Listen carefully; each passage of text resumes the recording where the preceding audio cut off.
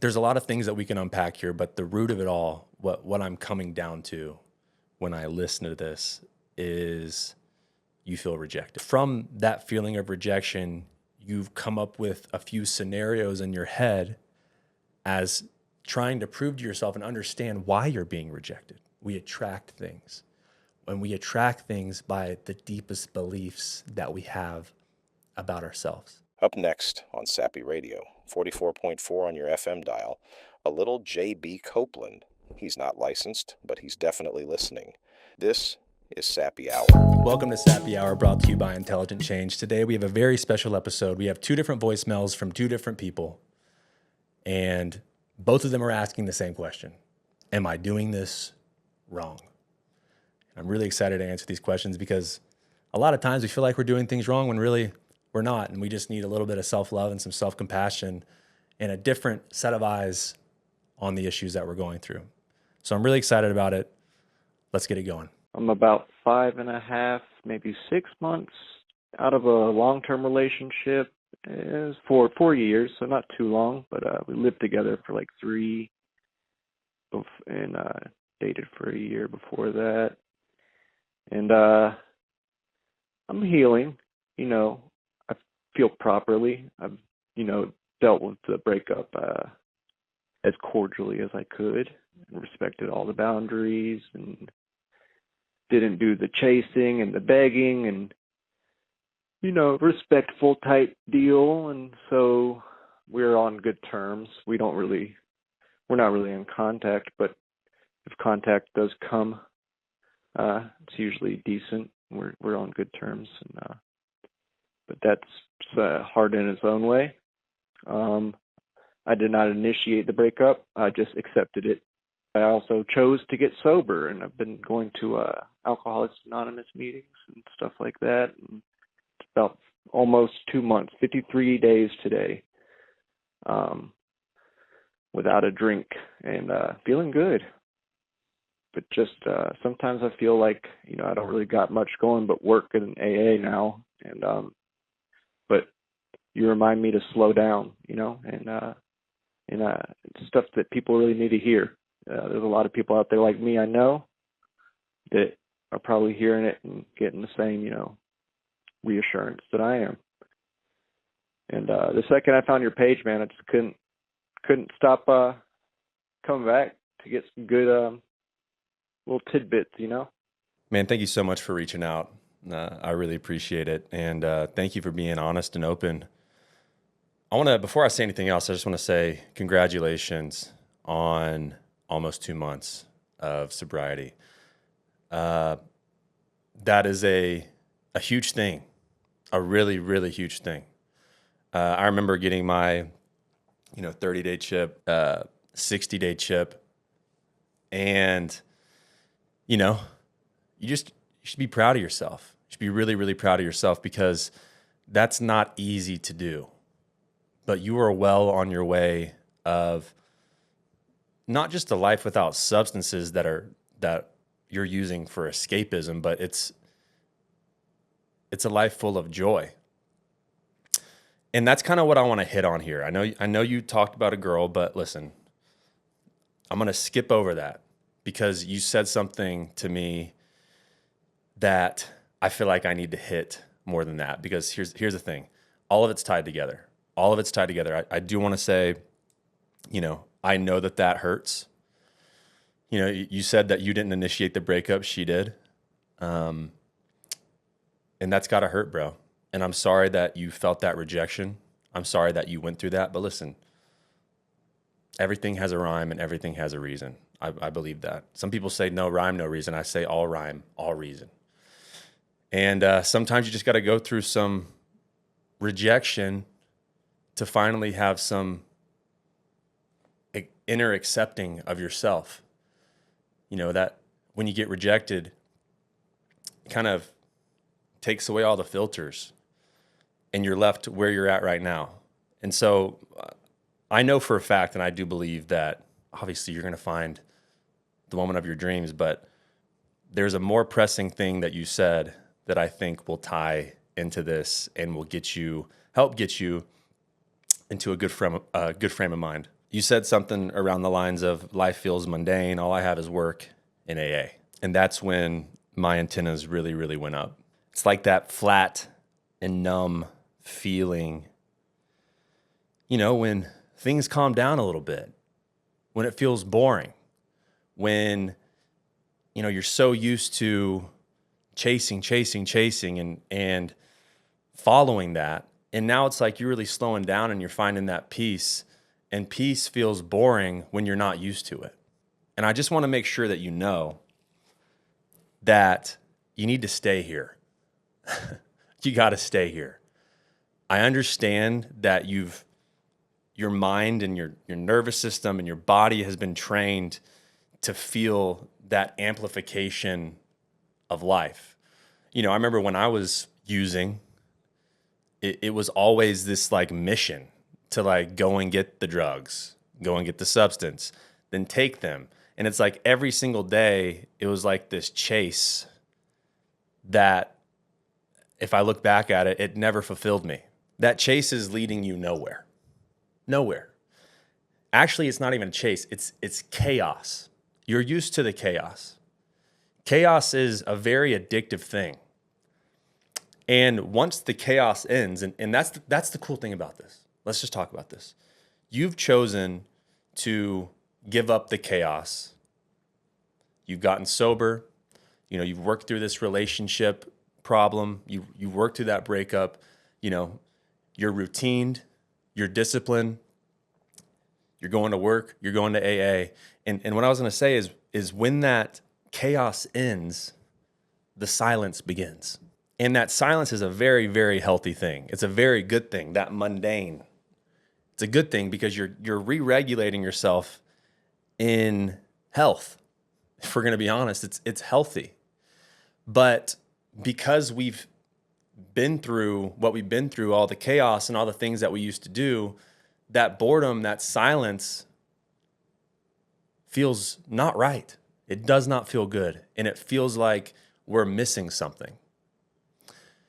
And so I feel like that's what you were saying on the voicemail, is that you're wondering if you're doing it wrong because you feel like you don't have a lot going on.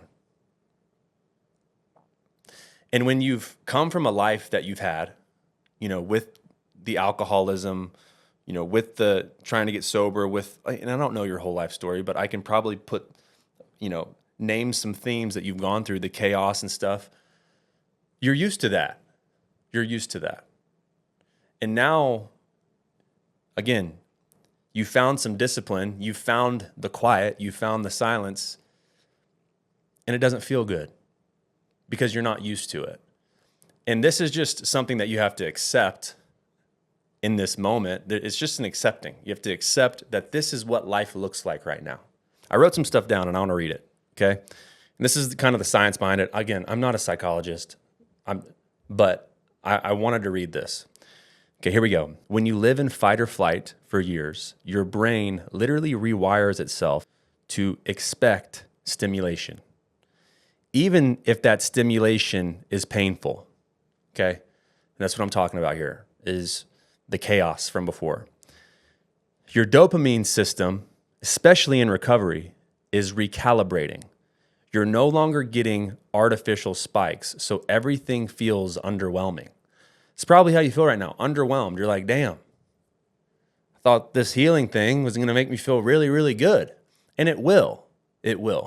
But right now you're recalibrating. You're recalibrating your brain. And I'm not a neuroscientist, but I'm just reading this, okay? Clinical psychologists call this the gray zone, a stretch of healing where nothing feels good, but you're no longer in danger. It's often mistaken for depression, but really it's just emotional recalibration. That should make you feel hopeful, man. You're just in the gray zone right now. You're in the gray zone. They put words to this, so now I can kind of talk on it. But yeah, listen, it's not going to last forever. That gray zone is a place, that isolation, that silence is a place where you're recalibrating, you're rebuilding, you're reframing. And it's a season in a place that we all have to walk through to get to where we want to get. And so we've been doing this for so long, and we've trained ourselves that this is what life feels like, the unhealth, the chaos. And now we've said, okay, just based on proof and what that has brought to my life, this doesn't work anymore. This isn't me. And so we make decisions, we listen to podcasts, we read books and say, okay, I'm going to get sober. I'm going to go to AA. I'm going to work through this relationship healthily, like with health, and do it in a good way. And I'm going to find some discipline in my life. And so you leave all that behind and you start finding yourself in the day-to-day, the mundane, work, AA, breakfast, lunch, dinner, go to bed, breakfast, lunch, dinner, AA, go to bed.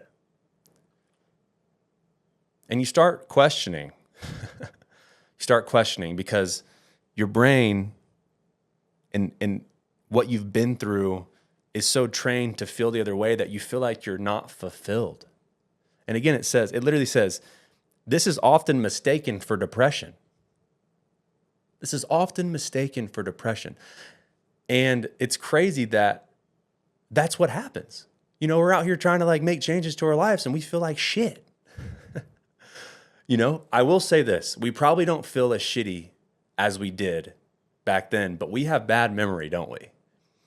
Humans, we have bad memory.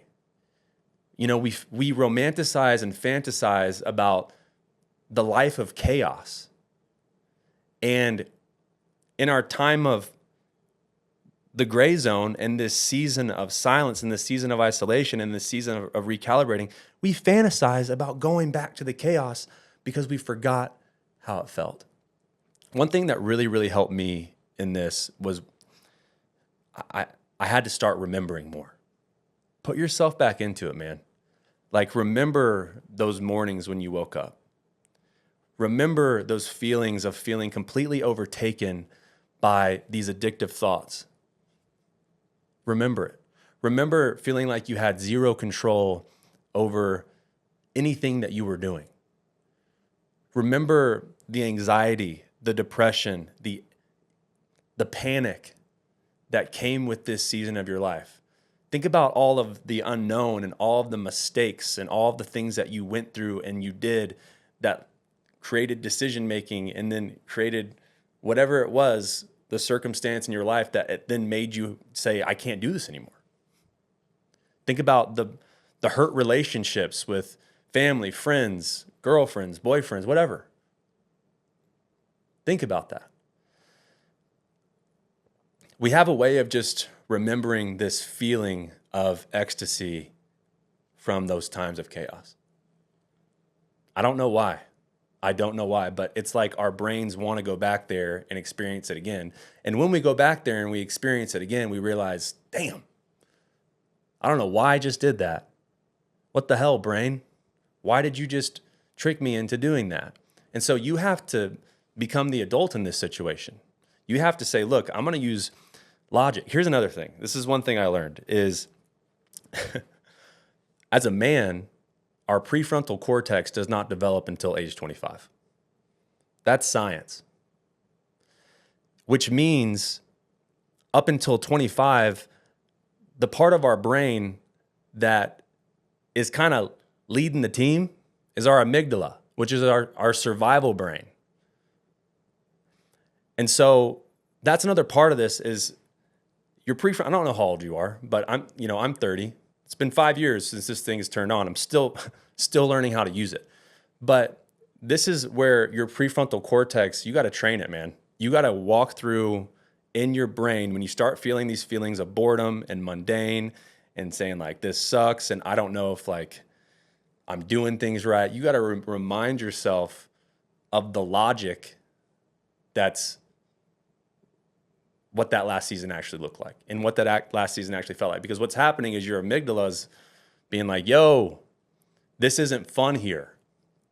Yo, I'm not feeling the same way I used to. It felt good in all that chaos. It felt good.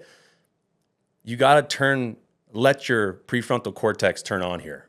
Again, I'm not a neuroscientist. This is just things that I've learned from my own things that I've gone through.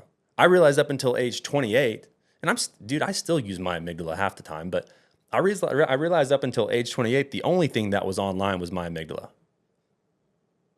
Like whatever I had to do to survive was what I was going to do. And that sucks. It's kind of sad. And I didn't realize I had another choice. And that choice came with logic. And that's just something that your brain has, is the prefrontal cortex, which is logical. And so logically, in this scenario, you're not doing anything wrong. You're actually doing things right. Look, I mean, think about it. You've gotten sober. You're also giving yourself accountability by going to AA. You're holding down a job. You're working. Responsible. You're responsible. You know, you could be the crazy ex-boyfriend. Let's be honest. You could be throwing rocks at her window at 3 a.m. asking her to please come down and talk to you, but you're not. You're being responsible. You're being a good guy. And I just want to point that out. Like, if this was completely third person for you, if you backed up and you looked at this and you realized how far you've come in 53 days, you should be proud of yourself. You were there and now you're here. And so I say all that to say this. The gray zone is not going to be here forever. Again, this is just a recalibration. This is just a time of isolation. This is a time of rebuilding. This is a time of retraining. And scientifically, it's not even just emotion, but scientifically, the way that your brain works is it needs this gray time, this space, this emptiness to birth something new. It needs this space to come back online the way that it's supposed to. It needs this space to find itself. You need this space to find you. And the coolest part about that is if life feels boring, it means you're on the right track. Because in the culture that we live, everyone has to fill. Like, I need to fill this emptiness. I need to fill this part of me. I got to listen. No. In my life, what brought the most change was silence and solitude and seasons of isolation that I didn't want to be in times of boring. When I went to rehab, it sucked for the first month and a half because I was bored and because it was all brand new and I was so used to the chaos.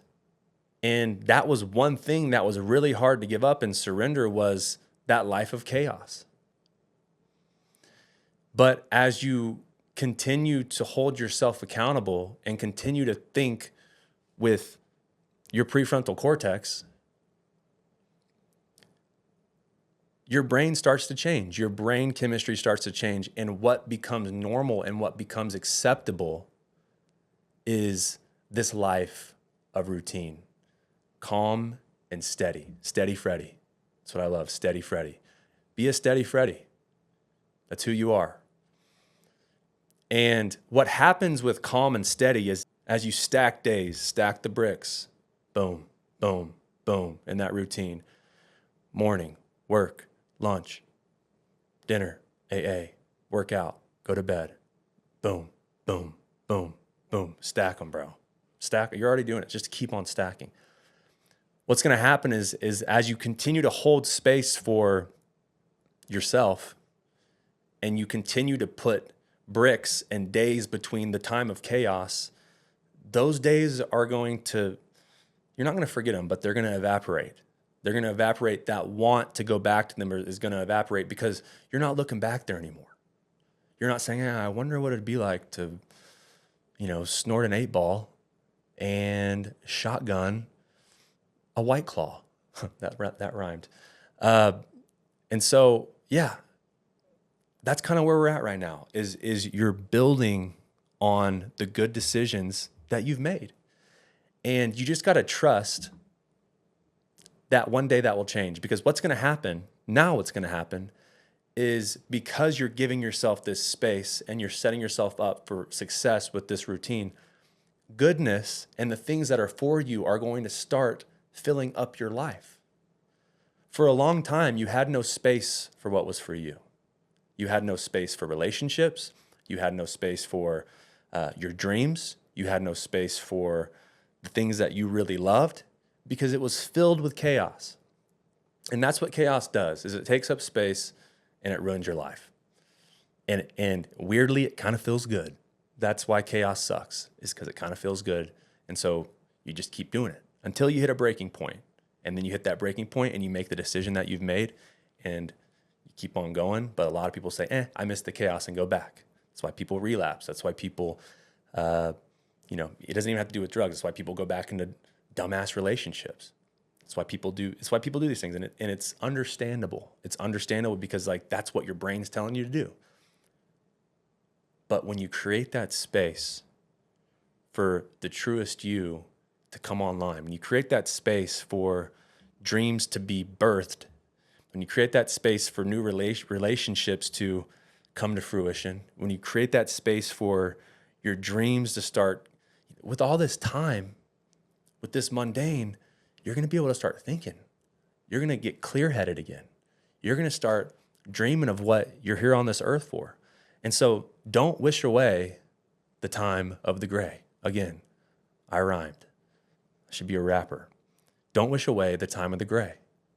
Because this is a very, very, very important season for you to get locked in on what it is you're here for and what it is and who you are as a person. Don't wish it away. Stay in it. Keep on building. Again, make it simple. Do exactly what you're doing. Go to work and go to AA. And then, maybe add a couple other routines in there. Add a couple little routines that are going to bring you life. Go to a cooking class. I don't know, whatever you want to do. Don't go and do wine tasting. That'd be a bad idea. I'm just kidding with you. I can joke with you because I'm also an addict. And I want to go through a couple things for you because I wrote this out for you, and I think it can help. Number one, don't confuse boredom with failure, okay? It's actually the exact opposite. The boredom that you're feeling is success. In recovery, boredom is often a mask for dopamine withdrawal. You're not numb. Your reward system is just rebooting. How beautiful is that? You're just in reboot mode, bro. You're just in reboot. Number two, add intentional novelty. Research in addiction recovery shows that novelty and play are key to long-term emotional regulation. You need new inputs, new people, new hobbies, new spaces. Not to escape like you used to, but to rewire. This is from Dr. Judson Brewer, which is an addiction psychiatrist, and that says curiosity is the antidote to craving. How crazy. I wish someone would have told me that. Curiosity is the antidote to your craving. In other words, boredom isn't solved by dopamine hits. It's solved by engagement. We have been solving this with dopamine hits for our whole life because our amygdala. And so you turn this on and you say, okay, I'm going to use my prefrontal cortex and I'm going to have some logic here. I'm going to have some logic. What do you need? Add novelty. Do things that you like. Go on a hike. Get some hobbies. Build some Legos. I've been playing Warzone. It's been a lot of fun. Playing Xbox. It's probably not the best thing to do, but go on walks. Whatever it is that spikes your interest. For me, when I first started, when I got out of rehab 6 months out, I was still trying to figure this. And I started doing this as a novelty. My grandma bought me a camera. I set up a little wall in my little house. And I started making videos. And it turned into this. It's insane. And so that's what I'm saying. These novelties are probably also those dreams within you just in their infancy. And so it's just like, what do you like to do? Add that novelty to your life. All right, number three, reframe the isolation as integration.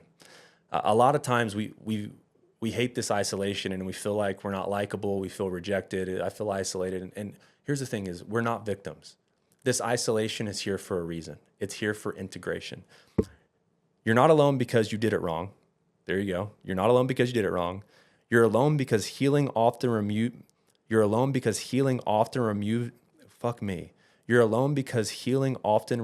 you from what no longer fits. And listen, you've lived a life that hasn't fit for a really long time. And so now you come out of it and everything that you know no longer fits who you are. And so this isolation is just proof that you weren't living the right life. Does that make sense? There's a lag between leaving the old and finding the new. This is what therapists call the liminal space. It's the hallway between who you were and who you're becoming. Welcome to the hallway, brother. We're all here hanging in the liminal space, the liminal hall. I like the liminal hall. I like that word. Liminal. And yeah, it's going to be lonely, but it's also where truth grows. And that's worth holding out for. So those are the 3 things I wrote out for you. Again, don't confuse boredom with failure, add intentional novelty, reframe isolation as integration. It's where you're at. You're right where you're right on track. You're right on track. I'm really happy for you. This boredom is proof of that. This isolation is proof of that. And I just want to say I'm really proud of you for, you already left the chaos. You already did that. You're already in this space. And you should be extremely, extremely proud of yourself. Extremely proud of yourself.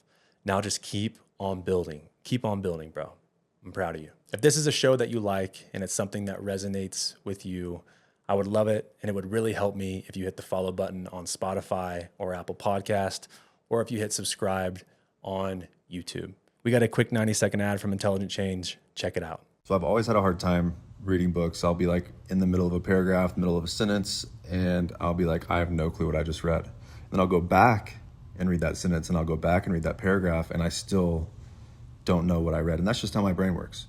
So I wrote this book for people like me that might have ADHD, potentially, not diagnosed, I don't think.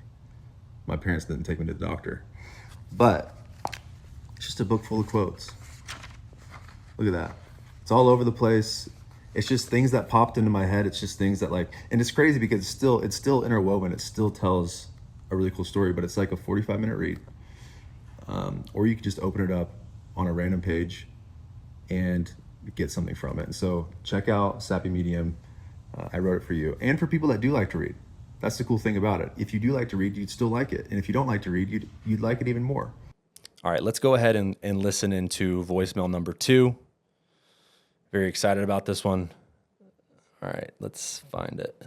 I'm trying this again. I'm in a very emotional spot right now, so I'm finding it hard to talk, and I feel silly. But I truly love your Instagram videos, and I found your podcast recently, and it's kind of helped me through this season that I'm going through right now.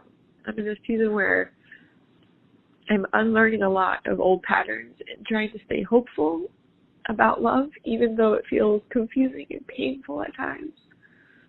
I've been moving through some heartache. I recently kind of met someone and I thought there was a connection, and it stirred up more than I expected it to, and my anxious self came out and revealed that I had more wounds that weren't fixed yet, and it didn't turn into what I hoped it to turn into. So, I'm doing my best to stay grounded and heal through what I've found out through this connection, while still trying to stay open to love and stay open to the dating world and to the fact that there is a person for everybody, period. But I'm having a hard time believing that at the same time.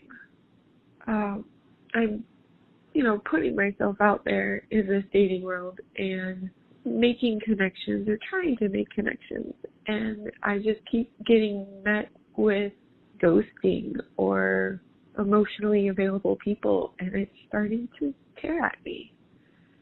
What do you do when you're open for the dating world and you're open to find your person and your partner in life, but the dating world is putting up walls and throwing rocks at you sometimes? I just want to say thank you for calling in. Thank you for being honest. My goal in answering these voicemails are to help you in any way I can. And with that, I'm going to be very encouraging, but I'm also going to be very, very honest. And I'm really sorry. Like, I can hear it in your voice. I'm really sorry that you're going through this. And I know it hurts. I can hear the feeling of rejection in your voice. There's a lot of things that we can unpack here, but the root of it all, what I'm coming down to when I listen to this is you feel rejected.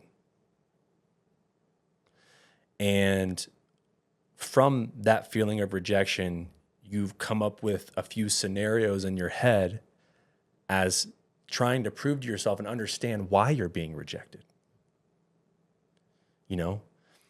I've done this work. I felt like I was better, but then this happened and this triggered me. I'm opening myself up. And I feel like the dating world is just slapping me in the face. And I want to just crack this open with you because I really, really do feel like there's some things that I have to tell you that I think are going to help you if you're open to receive them. And so I wrote down a couple things for you. And it's really about what's really going on here and how to move through it. So I wrote these down, guys, because like I want to make sure that like I say everything that I wrote out, because I do take time to, listen to these voicemails. I take time to write something out for you. And I want to make sure that I'm not skipping anything just because I want to feel like I'm not reading something. But I'm going to read it because it's important to me. And I can also probably add more goodness that I'm reading because I can stop when I'm reading, not forget where I'm at, and then say something that I also want to say that comes up while I'm reading it. So I'm going to read it. So number 1 is healing isn't linear. And to me, it seems like you have this thought process that healing is linear, that you've done this work and you don't understand why you keep going back out there and you keep getting triggered. There is no linear process of healing. It's a spiral. It's a spiral like this. And every time you go around, it gets lower, higher, deeper. And you're working in these phases of your healing. And so you feel like you're not going anywhere sometimes. You feel like you're just staying in the same position. But here's the truth, is as you're going through circumstances, as you're going through things in life and you're learning from them, which is what you're doing, it means you're growing. And just because, maybe that same root wound or core wound keeps on getting brought up doesn't mean that you're not growing. So let's see what I wrote down. You're not back at square one just because you got triggered. Healing doesn't move in a straight line. It loops, it spirals. I just said that, but I want to read it. You revisit the same wound. So here's what I want to tell you. You revisit the same wound, but from a stronger place each time.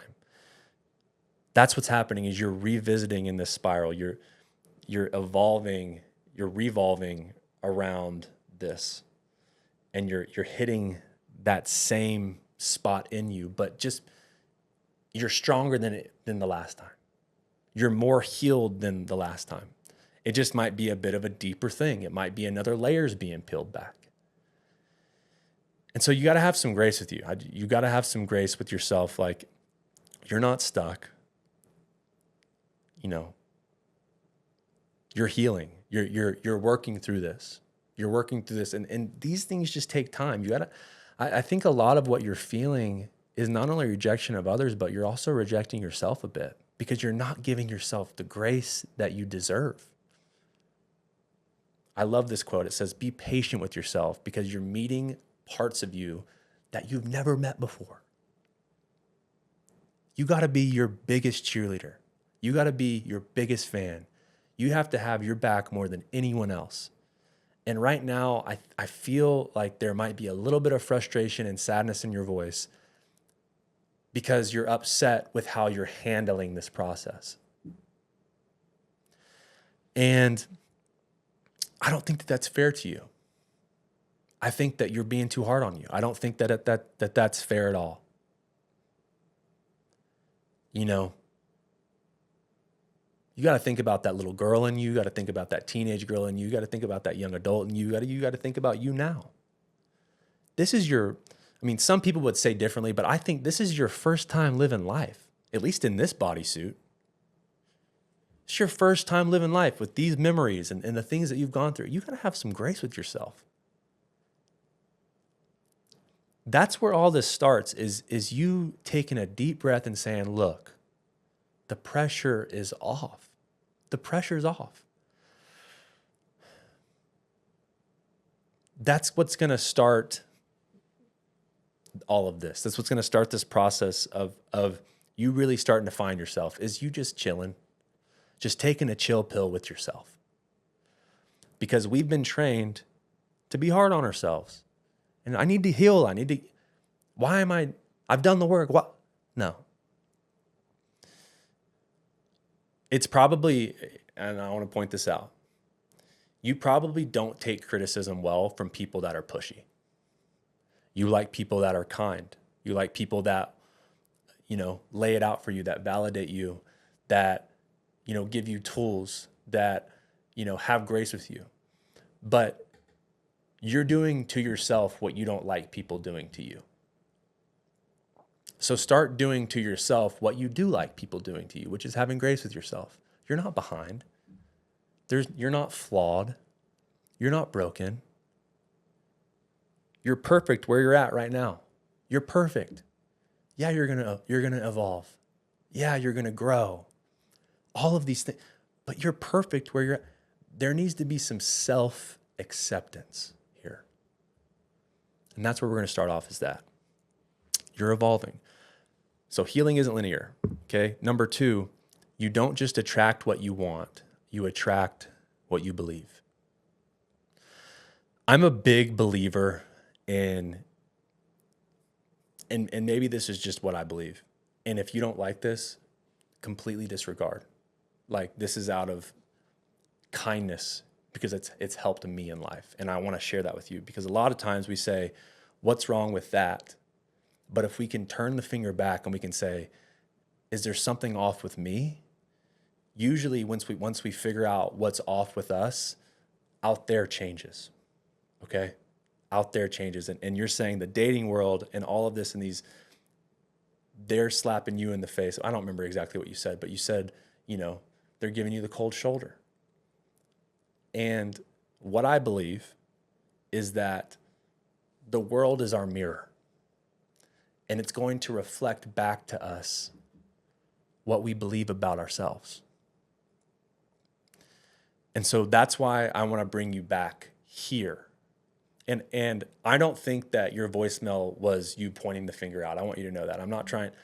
I just want to recenter you here, because I want you to feel better. I want you to enjoy life. I want you to have the confidence that you have. I want you to have the joy that you deserve. And that starts here. It starts here. So let's read this. This one's important. I want to say it gently.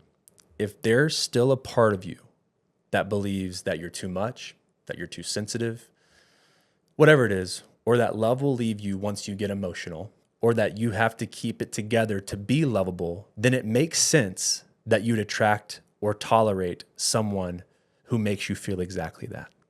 I'm going to read that again. If there's still a part of you that believes you're too much, too sensitive, too broken, or that love will leave you once you get emotional, or that you have to keep it together to be lovable, then it would make sense that you'd attract or tolerate someone who makes you feel exactly that. I know that that's hard to hear, but we attract things. When we attract things by the deepest beliefs that we have about ourselves. And just based off the voicemail, and again, I'm saying all this because I want to help you. I'm saying all this because you deserve happiness. You deserve a relationship where you are getting treated the way that you deserve to be treated. A lot of times we have to get right within before we can attract that outwardly. Let's go back to this. This doesn't mean it's your fault, but it is a reflection of what still lives in you. Okay? Dr. Nicole LaPera says, we don't see people as they are. We see them through the lens of our own wounds. And I'm going to add to that. We also choose what matches what we secretly expect. We also choose what matches what we secretly expect. You have secret expectations that don't match up with your truest self's beliefs. You have beliefs and expectations from these wounds that do not match up with who you truly are. And again, that's not your fault. That's not your fault. So if someone made you feel ignored, unstable, too much, too sensitive, whatever, ask yourself. The way that we heal this is we bring it to the conscious. That's what I'm doing right now is we're bringing this to reality. We're bringing this from the subconscious to the conscious. This does not have to rule over you anymore. These beliefs, these thoughts do not have to rule.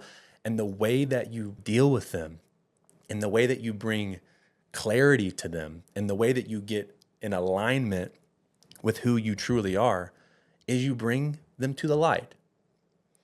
And so again, if someone made you feel ignored, unstable, too much, too sensitive, unhealed, ask, what part of me expected that? And what's going to happen is you're going to go back in yourself and your soul, and there's going to be a little girl or a teenage girl or this girl that just like, it's different parts of you. You know, when I do parts work, when I think about the little kid in me, it's little me. It's me in first grade, you know, sleeping in my room with a twin bed. And that's that part of me that I connect with. And so there's a part of you, the you that's a part of your story connected to something that has this belief. And you're going to figure out who that is. You're going to figure out what part of you that is. Is it, 13-year-old you? Is it 6-year-old you? Is it 20-year-old you? And you're going to think through it, and you're going to ask, why does she have that expectation? Because it's been buried. It's been in your subconscious. You're going to ask, why does she have this expectation of me? And while you're doing this, you're coming from a place of who you really are. And who you really are in this moment is you're the adult of the situation. You're adulting these different parts of you. And so the truth is, and what's true consciously, is that if someone were to make you feel ignored, too sensitive, too much, you would tell them to go eat dirt. Let's just be honest, because that doesn't align with who you are. It doesn't. But sometimes past wounds and past hurts can creep in and create expectations that we don't see that are ruling our life. And so what needs to happen is you need to go and meet that part of you that has that expectation, and you need to resolve it. And the way that you resolve it is bringing it to the light, is bringing it to the conscious. It's not like you have to do some, witchcraft spell woo-woo thing. No, it's just, you just have to bring it to the light, hold space for that girl in a very gentle and patient way. Because you're meeting parts of you, that little girl's meeting parts of you, and you're meeting parts of yourself that have been buried for a long time. And you're going to be gentle with her, and you're going to say, listen, you're going to have a conversation with yourself. And I know it kind of sounds insane, but you're going to have a conversation with yourself in the silence, and you're going to bring true logic, and you're going to bring truth to this girl, to this part of you that has these expectations, that has these beliefs that are low-key controlling you right now. And that's how you do it, is every time you start to feel this way, you'll start to know where this is coming from. You'll start to know that part of you, and you have to be patient with yourself, and you have to be consistent with yourself. You have to have accountability with yourself. And you have to continue to revisit with this part of you until, again, it's released at some point. It'd probably be good to go talk to someone, but at the same time, you also have the ability to do this yourself. You really do. And number 3 is safety takes reps, not perfection. And you want to be perfect, and everyone wants to be perfect, but all you need is repetition. The safety that you're looking for within takes repetition, and it is exactly what I'm talking about. That repetition of meeting yourself where you're at, meeting those expectations with truth.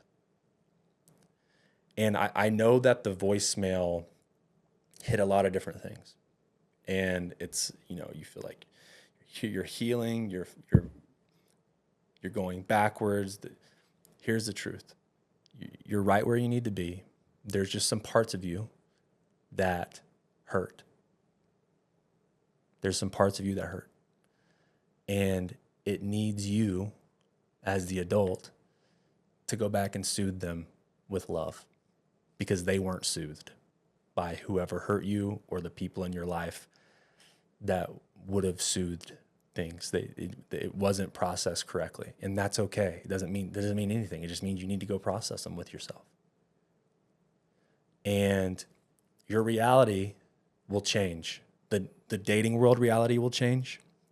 The reality of how you think about yourself will change when you start loving on yourself, especially those parts of you that expect less than you deserve. And the only reason they expect less than you deserve is because they were treated in a way less than you deserved by someone or something or whatever. And I don't know. And so you have to go and reteach them what they do deserve. And again, that safety takes reps. I'm going to read this. Emotional safety isn't earned by being flawless, even though you are. You are flawless. And you're perfect. You're perfect. Everyone has wounds. Like, that's okay. Tend to them. It's built by learning to stay with yourself in the hard moments. Your nervous system is still learning what love feels like when it's not survival. Listen to that. You don't have to survive anymore. You got to reteach yourself that it's okay. You're good. There's nothing wrong with you. There's just some parts of you that you have to meet. Meet in the pain, but bring truth to. You don't have to wallow in it. You don't have to wallow in the pain. You bring truth to it, and you love on that part of yourself. If it's that little girl that's, I don't know, 12 years old, do something that would be fun for that little girl. Have a day with her. If it's a girl that's 60, do something that would be fun for that 16-year-old. I don't know. It's these parts of you that I can't answer, only you can answer. This takes practice, presence, and reps. So next time you feel the way that you feel, pause and go meet them with clarity, and go meet them with patience and love. And here's the thing. When you bring attention to the tension subsides. When you bring attention to the tension subsides. And I want to even be more detailed about that. When you bring healthy attention to the tension subsides. A lot of times we bring unhealthy attention to it. We numb it or we get mad at it. And I just want to say that there's nothing to be mad at with yourself. There's nothing to be mad at with yourself. You're the only one that can usher in this time of prosperity and this time of peace and this time of self-love. They're not in control anymore. They're in the past. Those parts of you are not in control anymore. You listening to this right now is the one that is in control. You have control. That's another thing that I heard in the voice. It feels like you don't understand the control that you have. You have massive control over your life. You can make decisions. You're powerful. You're smart. You have the ability to control these parts of you, not in a bad way of control, but by loving them. You have self-control, and that's the most important control you could ever have. So thank you so much for calling in. I really hope that is something that helps. And I want you to know a relationship that you're looking for, it's there. It's gonna show up. But first, you got to be patient with yourself. You got to be patient with yourself. You have to love yourself. You got to be gentle with yourself. It all starts there. Thank you guys for tuning in today. I thought it was 2 awesome, amazing voicemails. Next week, we're going to do 2 or 3 of them. Before I forget, I got the number in my head now. Send in a voicemail to Sappy Hotline. We have a lot of people calling in, but I I'm going to go through all these voicemails. And so if you have something that's pressing, again, call Sappy hotline, leave a voicemail, 888-444-9461. Again, it's 888-444-9461. Y'all are the best. I will see you next week.